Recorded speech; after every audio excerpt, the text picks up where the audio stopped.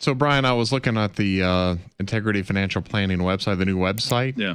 And it's interesting to me because this is a service. I mean, people talk to you and they use you, but you got free stuff on your website. What is the DST brochure? We spent a whole last segment talking about the DST, the Delaware Statutory Trust. And what is the brochure all about? Is that a free thing? Yeah, the brochure is free. You can download it. Go to financialplanva.com and then just click on real estate investing. It's one of the top tabs. And so it's basically, if you're interested in getting rid of your landlord, or you want to start, get rid of being a landlord, right? And basically get rid of your tenants, your toilet, and your trash. Get rid of the hat, the landlord hat. Right, exactly. Put it on someone else's head. Right, and that's basically, it's turning to really passive real estate income. Because, the IRS can call real estate passive income when you're managing it yourself. It's not passive. If anybody's managed real estate before, it's not passive. Yeah. But this is truly passive, and you're still investing in real estate. Not a real estate investment trust necessarily, right? Like where you buy one on the stock market exchange, and you can just get a statement and get a check. And so it's for people that I think really are at that stage of life where they're like, I'm done. I can't do this anymore.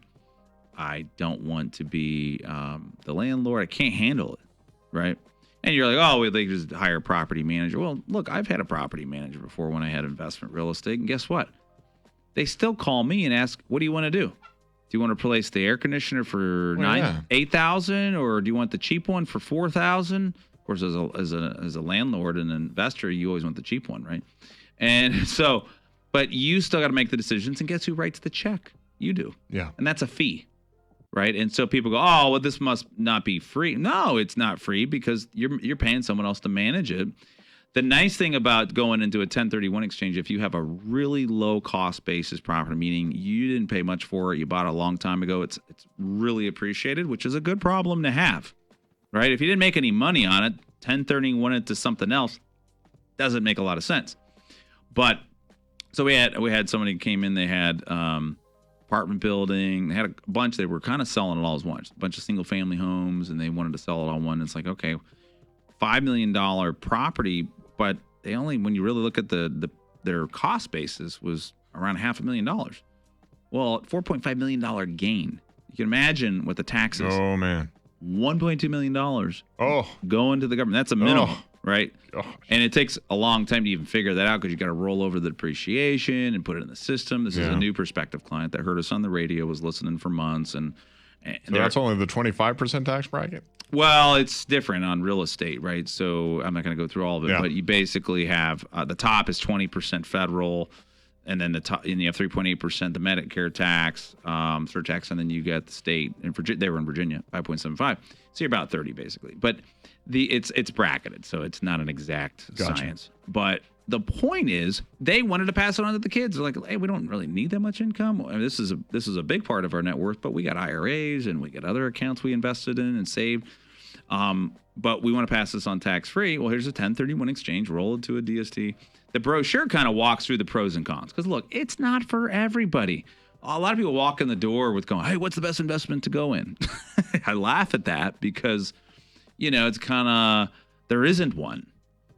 Yeah, it doesn't exist. There isn't the perfect investment.